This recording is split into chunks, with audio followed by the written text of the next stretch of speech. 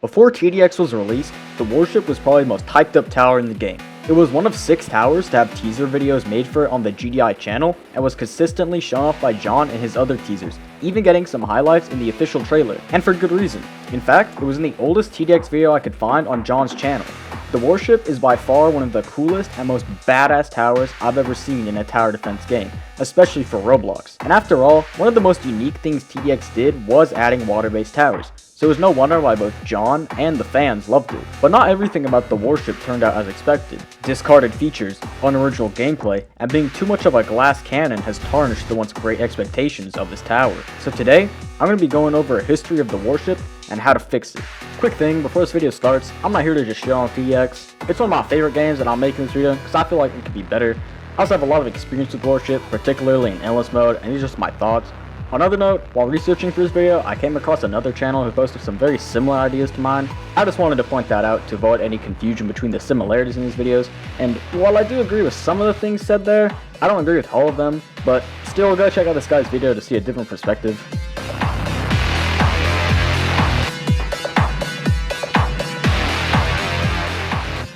When the game was released, Warship had a level 150 requirement. As the players started grinding, people began inching closer, but it wouldn't even be a week before John increased the level requirement. On November 26, 2023, just 5 days after the game entered its public beta, the Warship's level requirement was increased to 225. Level 150 was probably more than enough to prevent players from getting it too quickly, so why was John increasing the level requirement? Level 225 would be near impossible for an average player to get to. But oh wait, that's exactly why John did it. The user had almost reached level 150 in just 5 days. That's actually amazing, by the way. I don't know how he did that. With this, it was clear that John didn't want anyone to actually get the Warship, something that was basically later confirmed by him in Warship's launch video. See, Warship wasn't even usable until January 7th, 2024, when it was finally released alongside the Xmas 2023 Nightmare mode. It was said to have been programmed in under 3 days, something that would help solidify the TDX team's reputation for always being tight on time. However, most of the community seemed to like the tower. People were quick to comment things on the showcase video such as, "It's good that you made it level 100 and not 185, or how John was doing great with the game." That's not to say all the comments were positive though. Quite a few people complained about how expensive this was, with many more people liking the comments. In fact, some of the more liked comments I could find were just people complaining about the price. Keep in mind that the price of Warship was only 50,000 gold at the time, 25,000 less than it currently is. People didn't have endless mode or increased gold rewards in the core modes to help them grind for this. These were the days of TDX where Juggernaut was your highest DPS tower and there was no medics. Mark II was still a threat. Grinding 50,000 gold wasn't so easy back then. The overall consensus was that Warship was great though. People said it was overpowered but super expensive to balance it out, which was true. In every mode, the Warship would absolutely destroy anything thrown at it. Even bosses like the original Eradicator Mark II were easily taken out by it. Unfortunately, however, it felt unfinished. You see, the Warship was planned to have much more to it originally, and was probably a little rushed if it wasn't evident enough by the fact it was coded in just 3 days. On the top path, unused CRAMs, basically projectile defense systems used on real ships, were present on the Warship. Additionally, while the SAM turrets do fire, it, for some reason, still targets ground troops. SAM turrets that don't target air. Only in TDX, by the way. The bottom path also has unused missile bays that were once meant to have insanely powerful nuclear ICBMs launched from them, replacing the railgun as the bottom path's main source of damage and doing incredible splash. Even when the tower was first released, some complained at the lack of completion. This comment from Counterizer's review on Warship talks about how Warship doesn't use its anti-air defenses, nor does it use bottom path's ICBM bays. This comment is valid, but at the same time, air enemies would still have about half a year to be added, so take that as you will. Although now, in the present day, it's about time we saw the Warship be finished, don't you think, John? On April 20th, 2024... Oh, wait a minute. On April 20th, 2024, the Endless Update was released. This was a massive update that brought 4 new bosses, 80 plus waves, 3 new towers, new maps, map medals, passive tower healing, power-ups, and some balance changes. Damn, was this update big. In these balance changes, the Warship had its health increased, although John did state that that wasn't to help players, something they would soon find out. Endless mode marked a big turning point for the Warship. Now it was not only one of the best towers in the game with map-wide range, high splash radius, and incredible damage, but it had settled into the meta properly. It was super strong against taking out any enemy that didn't have high explosive resistance and, when paired with other DPS towers like Gold Juggernaut or XWM turret, felt like it could kill anything, which it basically can. Not taking up any traditional placement space on land made it even better, as you could bring both warship and normal ground towers without penalty as long as you chose the right map. Although more expensive than any other tower, the warship could act as a tank too. The way bosses target towers usually meant their most powerful and dangerous attacks, like Mark IV's cannon or Mark 1C's missiles, would hit the ships instead of something like multiple gold jugs. Being so large and so far away from anything else, the damage could be minimized. With maps like Oil Rig providing the space to place up to 32 warships and coupled with an economy in the millions, the tower now had a mode that it fit properly in. Warship was finally reaching its true potential as a tower, right? Remember these images? Remember how Warship was meant to be able to attack flying enemies? What about those nuclear missiles it was supposed to fire? What about the C-rams on the top path? None of these had yet to be functional at all. In fact, the warship hadn't received a lot of the proposed features since its release, just the basic attacks. This left the tower feeling a little one-note, something that happened to some of the other towers that were made early on in the game's life. Now, it can't go unsaid that all these things were subject to change, and it was explicitly stated that nothing was final. Furthermore, flying enemies had yet to be added to the game, so the top path wouldn't have been able to implement all of its ideas. But it was an opportunity to at least add functionality to the C-rams or ICBMs and give Warship an extra, unique layer to its gameplay. Players seemed to rely a lot on Warship or Endless when it first released, even with its increased price tag of 75,000 gold, which was originally 100,000 until a day after Endless mode's released when it was changed to the former. Plenty of people were already incorporating the new Endless towers along with the warships into their loadouts, and while some people weren't happy that they appeared to need these towers to get to the, at the time, wave cap of 121, others enjoyed their time with it. Battlefield queue messages started to make it a requirement to have for Endless, something that is more or less stuck around today, for better or for worse. Warship was finally being attacked by bosses rather than being an untouchable win condition like it was before too, making it a lot more dynamic in gameplay. Players had to care and keep track of not only their ships, but the bosses as well. I found a few people mention how Mark 1C obliterated their towers, but this felt more directed towards the boss because it was difficult to see his missiles and players had no real experience with the mode. Even with experience, it's still super hard to tell where they are, so they need to fix that. Even then, most people will tell you to stop complaining and just replace the boat. So now that the 4 new bosses from Endless, the Hunter mini-boss, and even Eradicator Mark 1 and 2 were able to kill warships, this was no problem, right? What's that? Super Revived Toilet John Mark 19X can also kill warships? Oh, hell no! Anyways, this is no problem, right? It's just like every other tower, and one of the core mechanics of TDX is tower deaths. Simply watch your warships, make sure it doesn't die, and if you know it's going to be killed, just sell it to get half your money back and replace it. Seems easy, which it is for the most part, but therein lies the problem. For being such a humongous and overbearing presence on the battlefield, these things die instantly, and I mean that literally. Eradicator Mark IV's cannon one-shots any level, even the 5X battleship with, did I read this right? 90,000 HP? So the tower with the highest HP in the game might as well have won because it gets instantly killed. Only in Tower Defense X. Oh, and even better, X5 gold jugs can tank that same cannon shot. Only in TDX. I even found a conversation just talking about how warships are constantly dying. And keep in mind, these messages were almost 3 months after Endless mode was released, so players had time to get used to the mode. Still, people were somewhat frustrated that Warship would constantly die, especially in one shot. Even the wiki acknowledges how inconsistent the health of it is. Unlike most other towers, the Warship has the no friendly buff attribute. This means it can't be buffed by things like EDJ, Commander, John, or most importantly, healed by Medic. So not only does Warship die to certain attacks instantly, it can't be healed in between attacks that don't straight up kill it. The same attacks that deal damage over time might not, and usually don't, kill something like Gold Jug because of Medic. It's not just the normal healing either. Medic Top Path also has Uber. If you somehow don't know what that does, it makes your towers invincible. The passive healing doesn't do enough to prevent your warship's deaths. This will be especially prevalent with Apex Predator, which I'll talk about later on. The next major boss in Endless after Mark IV is Mark 1C, who just so happens to do the exact same thing. Only difference is it's harder to see the attack and he uses a bunch of missiles instead. I will say, he always does his normal missiles before the warship targeting ones, so just look out for that. Mark 1C fires 30 missiles that deal 3 to 4,000 damage each. This is just overkill, as even if the RNG is perfect and each missile deals the minimum damage, a 5-2 battleship will still be left with just 900 HP. Keep in mind that this is the smallest possible amount of damage it can deal, with the max being 120,000. Why does the missile damage vary at all if all 30 are guaranteed to hit, and you can't stop them either? It's not like we can shoot down any missiles, and John just wants it to still have a chance to kill your warship if you get bad RNG either. The team added this for fun, apparently. I love having a 0.01% chance for my towers not to die, don't you? Apex Predator decides to switch it up a little and not just one-tap your warships, even the bottom-tap ones. He takes his time killing your stuff with the whole 2 abilities, something that's a big step up for TDX. He starts with his eyes locked, and then usually finishes it off a little later with his triple pulse or his rockets. And I gotta say, just having the 2 abilities work together in tandem like this makes Apex's fights so much more enjoyable. It also removes one of my bigger issues with endless bosses, which is the fact that warships are always getting one-tapped. But this doesn't matter too much when I know my railgun warship won't die from the eye laser, but will always die from the triple burst. Some people might say that the top path doesn't die because battleships can survive if it heals enough in between the eye and hand lasers.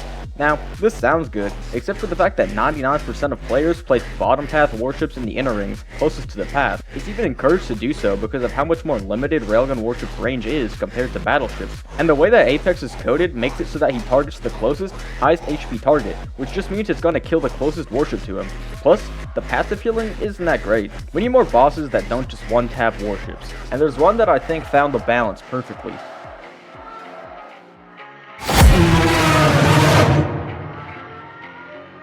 On July 12th, 2024, the Tower Battles event had officially started. The Void had returned better than ever, and alongside with his revival brought what can only be described as the best boss ability ever. On maps that had large amounts of water, and if a player was to place more than one warship, the Void would float up into the sky and sink them. This would seem to limit the player to one ship when Void was on the map, severely limiting what warship could do. That was not to say it was weak, however. One of the most popular grinding strategies, Glow Stick Ult, included the tower because of its high damage and splash. I just have to say, this has to be the coolest way they could have balanced warship for the event. Unlike every other event, it was actually usable but managed to not dominate the meta, even after the X5 warship had its damage increased by 50% on July 20th, now dealing 15,000 damage per shot. This did come with a price increase though, which was added on August 2nd. If I could have John take away one thing from this video, it would be to bring back balancing like this. Please stop forcing players to not use warships. All this does is make them more likely to use something like XWM, and that tower already dominates enough anyway, even with nerfs. We need more bosses that don't kill your towers instantly. Give us a reason to play smart. Good, natural balancing like this is the peak of TDX, and is one of the reasons Void and the Tower Battles event were so memorable.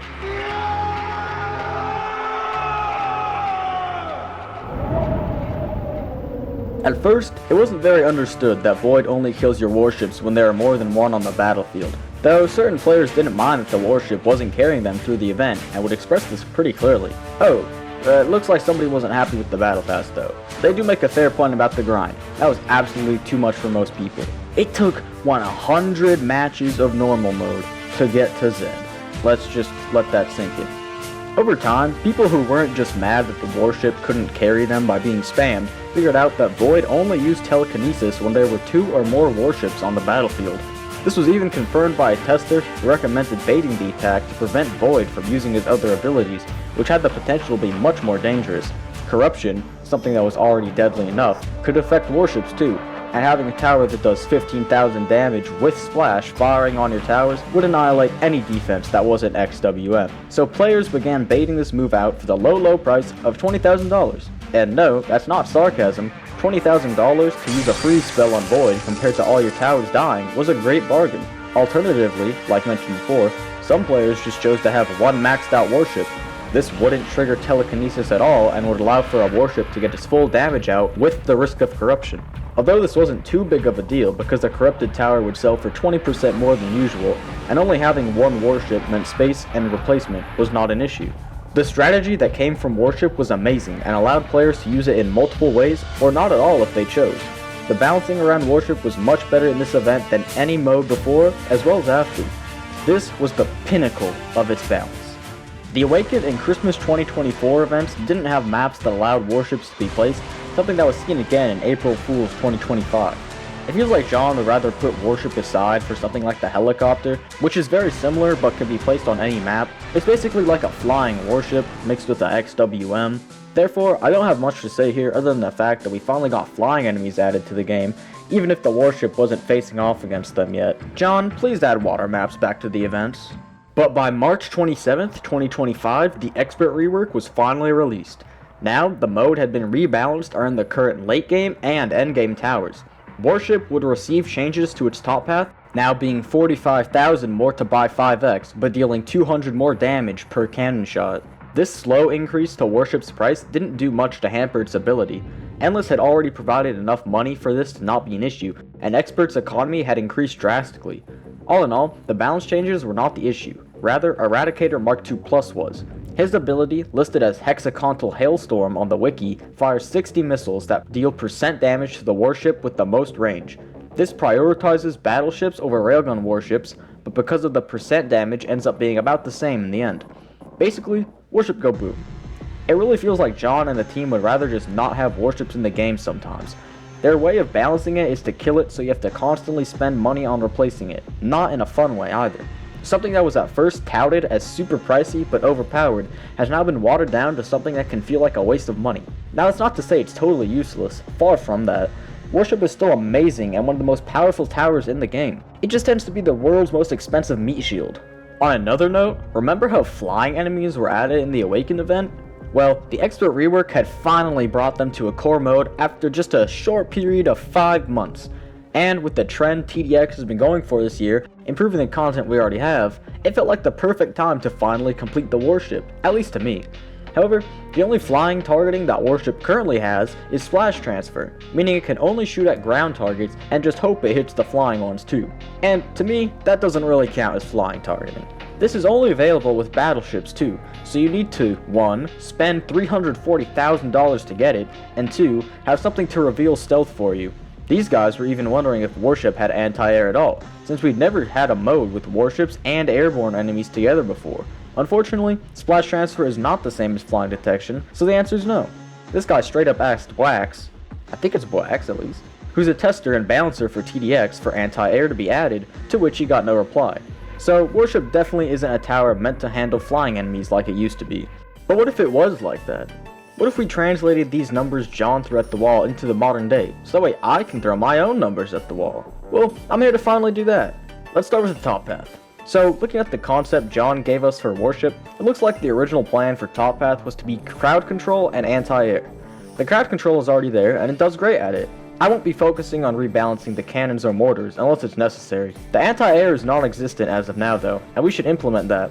Now, it looks like John originally wanted the anti-air to start on base path. However, I don't think this would be the best option in the current game. I also don't want it to be on 3x, because it's meant to be a cheaper option compared to X3 that has less damage and lacks stealth detection, but can be bought for 16,000 less. That's a big difference, and I think changing that too much could hurt early and mid game for Warship. Instead, let's take a look at the already existing SAM turret upgrade on 4x. Currently, this increases the range slightly and adds a new attack that deals 350 damage per second with Splash. It's a good upgrade already. It decreases the cost to DPS ratio quite a bit while doing a lot more damage. And if you don't know, a lower ratio is better. Now, instead of just having it target ground troops, what if we finally added that flying detection it was always meant to have? It was planned at first to be a cheaper upgrade, mainly adding increased splash and the anti-air turret. But here's what I came up with. The upgrade would stay at the same price range it currently is, now being 55,000. Instead of adding 350 DPS to ground targets, have the two already existing cannons increase their damage and add a separate anti-air only turret.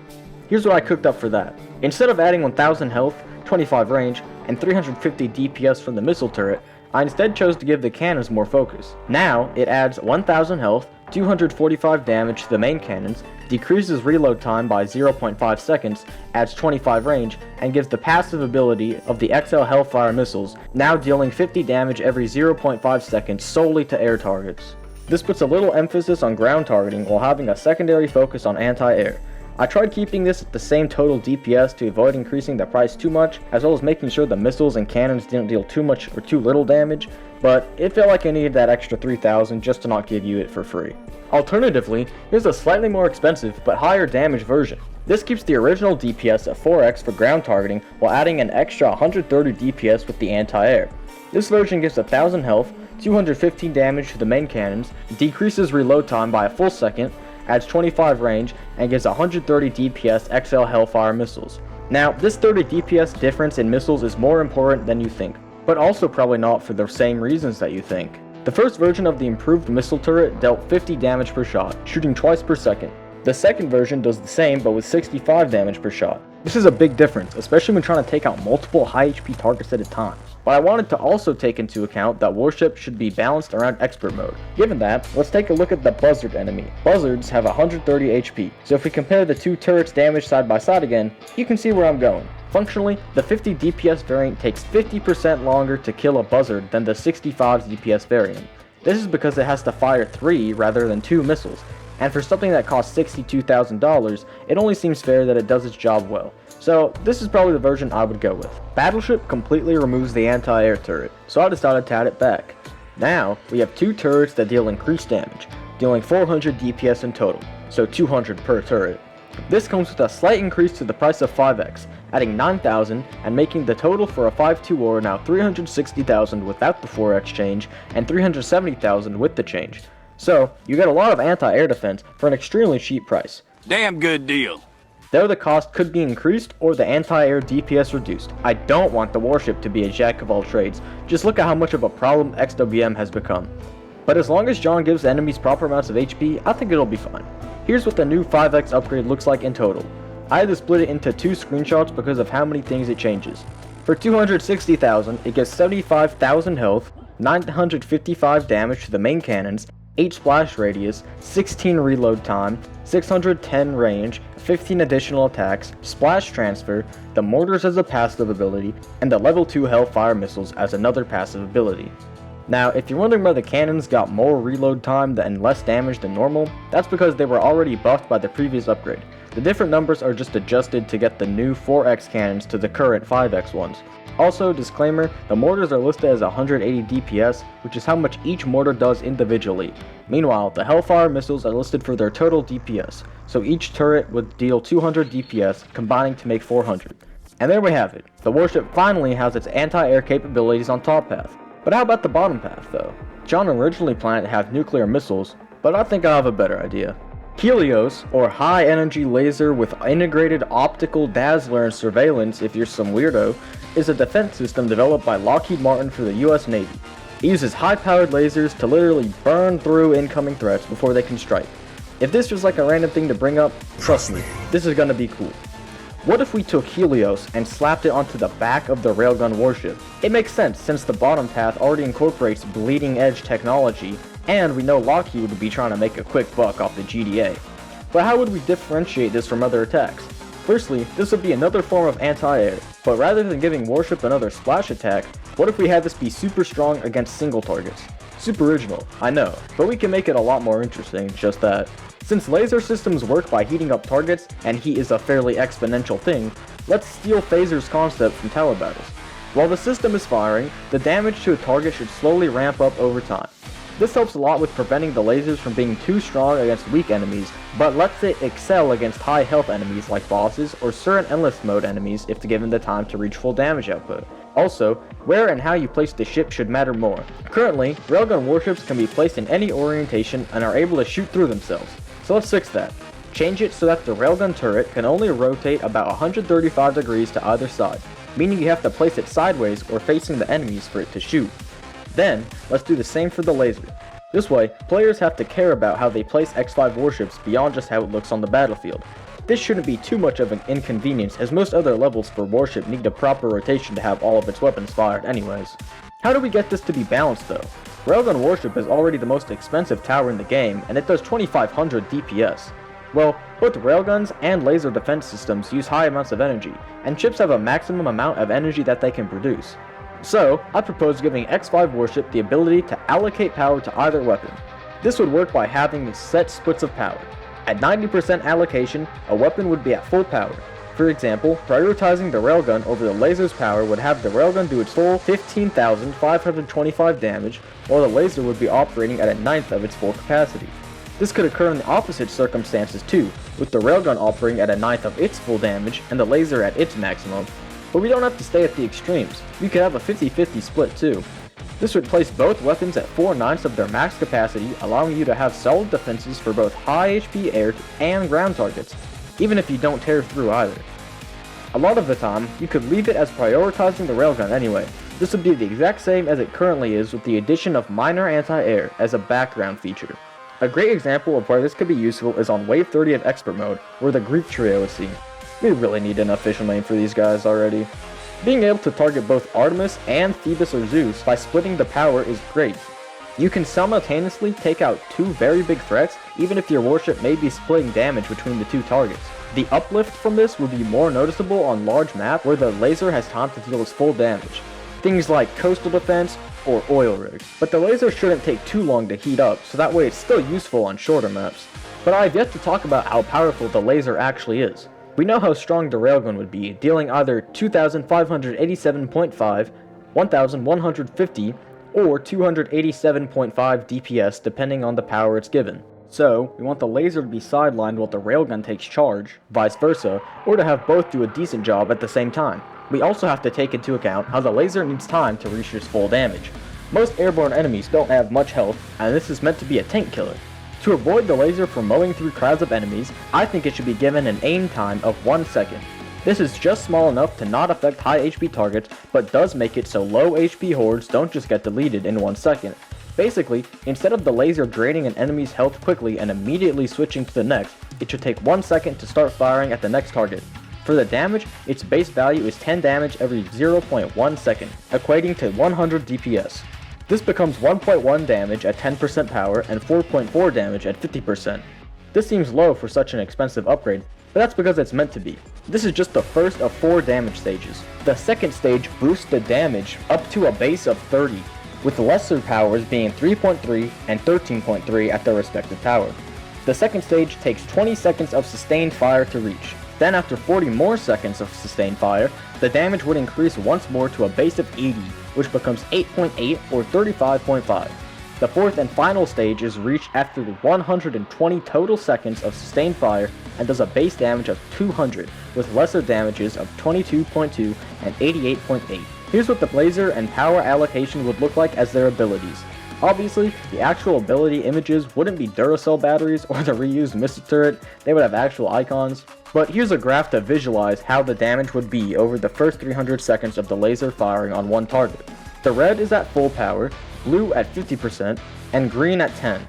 So pretty huge difference depending on what mode you set it to. But you also can't just switch between the modes without penalty. If we bring back up those allocate power abilities, you can see there's a 15-second downtime where the warship is functionally stunned. It kinda just sits there doing nothing while the ship redistributes power. You know, boat stuff. If necessary, I did have an idea on how to nerf the laser if it needed to be a bit less powerful when spammed, which is understandable because this thing absolutely shreds through anything and has a huge range. Since the laser struggles to heat things at longer ranges, why not use that as a clever balancing tool? Take this map of a railgun warship on oil rig. This blue circle is a rough estimation of a 2-5 warship's range, but this red circle is the radius in which the laser is most effective. Inside of this range, it will do the amount of damage previously discussed. However, outside of this radius, the damage would be halved, making spam less effective. Here's how it would be for a warship placed in the second ring on oil rig. Again, this is just a rough estimation, but you understand the concept. Only the closest warships would do the full damage with the laser, while the farther ones would be doing half. This would work to further encourage battleships to be placed farther and railgun warships closer. This is a change that wouldn't really alter how you place your warships, it's more so there to help balance out the laser by reducing its DPS at long ranges. Now comes the matter of cost. The reworked X5 upgrade is gonna cost a pretty penny. You don't get this DPS for nothing. Rather than being a very nice and cheap 260,000, let's change that to a mild 295,000. This extra 35,000 shouldn't be too much more expensive, especially for endless mode, but it does need to be enough to account for the up to 2,000 DPS you can now do with the addition of the laser, even with its drawbacks. So, here's what we got for the new and improved warship. Top Path has its anti-air, doing up to 400 DPS with that, and X5 has had a full rework, giving it the Helios laser and its power allocation abilities. I tried not to make them too overpowered, at least not without giving them some drawbacks to balance it out, but I can't help but feel like we're still missing something with this. Something about the Top Path. Oh yeah, what I haven't talked about yet is the defense system. Like I talked about so much earlier, the warship is very prone to dying with nothing to help it out, and there are already unused C-rams present on the models. So, how about a defense system? This would start on 3x and be present on both 4 and 5x as well, becoming more powerful each time. This would be an interactive ability with a 45-second cooldown, lasting for 6 seconds and having a range of 450. It would activate the C-rams and shoot any incoming attacks. These would be most effective against missiles, being able to take out 3 of Mark 1s, 4 of Mark 2s, 5 of Mark 2 pluses, 3 of Mark 1Cs, 1 of Apex Predators, and 2 of Mark 4s. This is not the same ability as his cannon though, that's a separate one. I'm talking about his X-class missiles. Speaking of that cannon, this ability cannot stop Death Shot or Blinding Bullet, as well as any laser-based attacks. That would include Apex's Triple Pulse, Eyes Locked, and Plasma Pulse. However, it will still try to fire on the projectiles, it just won't do anything, so it would be more for show. Level 1 is designed to cut down the overall amount of missiles, but it's very possible for your warship to die even when the ability has been used. And this is more so due to how bosses damage scales and how weak warships are before max level. Level 2 now is active for 7 seconds and has a range of 500. It can take out 4 of Mark 1's missiles, 5 of Mark 2's, 7 of Mark 2 pluses, 7 of Mark 1C's, 1 of Apex Predators, and 3 of Mark 4's. This is meant to be just slightly better than level 1, since the main point of 4x is for the damage you get from the anti-air and the cannons, but level 3 now is active for 9 seconds, has a range of 650, and takes out 6 of Mark 1's missiles, 7 of Mark 2's, 10 of Mark 2 pluses, 8 of Mark 1C's, 2 of Apex Predators, and 5 of Mark 4's. Level 3 is meant to fully protect your warship and be good at defending other towers as well. By fully protecting it, I mean that it won't die from any of the attacks it can shoot down. That's not to say it won't be low on health afterwards. It definitely will be. With these new abilities, here are the new cost of the top path upgrades. 3x is now 32,000, 4x is now 65,000, 5x is now 270,000, giving a total of 367,000 for top path upgrades. The total cost of a 5.2 warship would now be 393,000. This is 52,000 more than the current price. Overall, another damn good deal for keeping your warships alive. This ability being active makes it so players still have to keep an eye on bosses to make sure they time their abilities correctly, as its 45-second cooldown is enough to make it somewhat scarce. The abilities also don't stack, meaning that if you use 2 counter defenses on the same attack, no additional projectiles will be shot down. Not using the ability will just result in your warship dying like normal, so you really need to pay attention to get this ability to its fullest. But when a warship uses the C-rams and survives, it still loses a significant portion of its health. Having this heal back passively with no repercussions makes your warship feel invincible. Oh, you thought I was gonna use that same joke again, huh? So what if the healing had a slight drawback to it? Instead of having passive healing, let's remove that entirely. Now you might be wondering, how is warship gonna heal itself now? Well, it's time to bloat the warship with another ability. Real pattern here. This interactive ability would be called Repair Systems. Active for 25 seconds, it heals your warship by a 25th of its health every second. While healing is active, the warship cannot use any of its weapons or defenses. This downtime is intended to make up for the fact that you didn't have to lose money on replacing a warship. Or, you can forego this healing to maintain your damage. You just have to be sure to watch out for when a boss does another attack. The cooldown for this ability would be 30 seconds, meaning you have 5 seconds in between being able to heal again. Like it says in the description, the ability will automatically end once the warship's health has reached 100%. But not mentioned in the description is that the ability can end even if the warship does not have 100% HP. This can occur when something is damaging the warship while the ability is active, but it has already been 25 seconds. And there we have it, the warship is finally reworked. To recap, all levels now have passive healing removed, replaced with the Repair System's active ability. The top path of warship now looks like this. 3x is more expensive by $4,000 with the addition of counter defenses. 4x is now $65,000, having its cannons deal 600 DPS like the original upgrade, but with 130 anti-air DPS and counter defenses level 2 added on. 5x now costs $270,000, dealing the same damage as the original upgrade, but with the addition of 200 DPS anti-air turrets and counter defenses level 3. Bottom path has had X5 completely overhauled, now having the new power source and the Helios laser system with the higher cost of $295,000. Further balance changes would probably be necessary to have this in-game, and that could go as far as having higher level requirements or gold requirements. But the reason I didn't put any changes to that is I'm not experienced enough to know what that should be, and I also don't want this to be some level 150 tower that has a 150,000 gold price tag with it as well. The last thing TDX needs right now is more ultra expensive towers that 95% of players will never use. The goal with this rework was not only to deliver the full potential of the tower, but to make the warship feel like something you have to interact with more. While you can place it and forget about it, you get the most benefit from actively using it. This not only makes Warship more interesting and active to play, but can indirectly nerf Combat Drone in a way I think is good. Since both of these towers need to be microed heavily, this can help players choose between the two rather than using both. Basically, which level 100 tower do you want to use more? I think this can be best summed up as making Warship very powerful but very expensive once more, like how it was when it first released. But this also added multiple new layers to its gameplay to help make it stand out. I also wanted to bring back that feeling that Warship is an unstoppable behemoth of a tower since it's currently lost its luster. I kept thinking about how I really didn't want this to be another jack of all trades, but overall I think I struck a good balance between utility and being too much. While 130 and 400 DPS sounds like a lot to add onto the top path at first, I don't think this will be game breaking, although it would certainly change the meta at least a little. To get the anti-air, you first have to spend $123,000, which is definitely not cheap.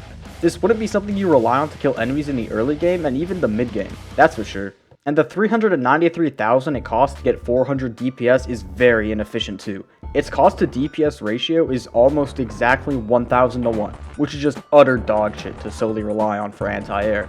Now, obviously, you get the main cannons and mortars too, but what I'm trying to say is that this is more of a secondary thing to assist you, not to carry you. And I tried to make sure the counter defenses weren't too powerful, which I think I did a fair enough job at if I say so myself. The new 2.5 Warship also seems like another jack of all trades, and I have less defense for this one. While you can damage both ground and air targets with 2000 plus DPS, you do have to choose between which one you want to hit.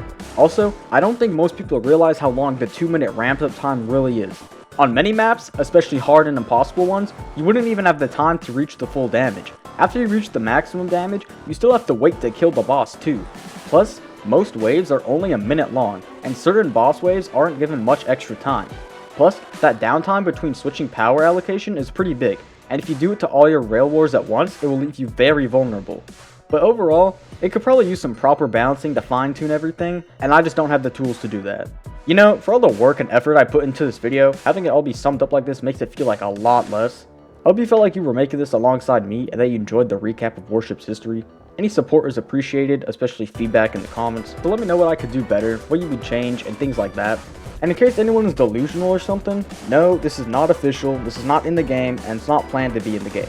But if you want it to be, make sure to get John's attention and hopefully he can finally listen to us.